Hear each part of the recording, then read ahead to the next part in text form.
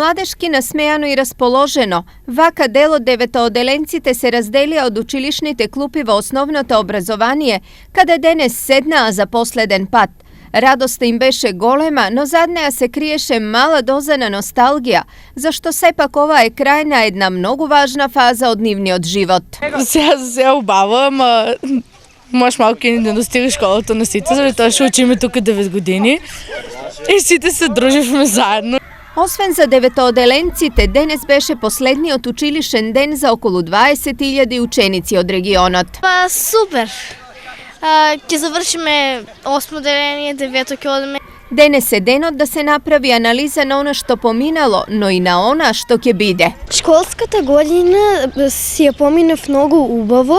Па зелениот распуст ќе шетам.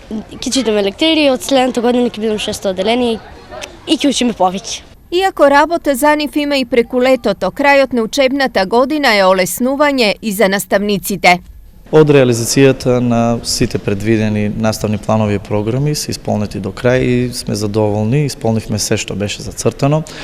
Во рамките на реализацијата на истите, инаку постигнавме и добри резултати. Нашите ученици учествуваа на повеќе регионални и надржавни надпревари, се закитија некои од нив и со повеќе награди.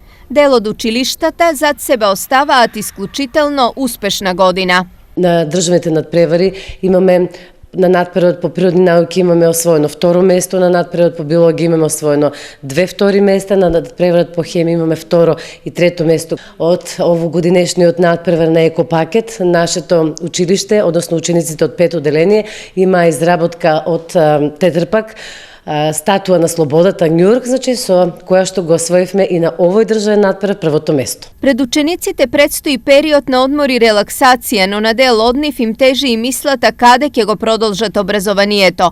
Уписите за средно ќе започнат наскоро, а оние кои се подготвуваат за факултет пред себе имаат уште еден испит од државната матура.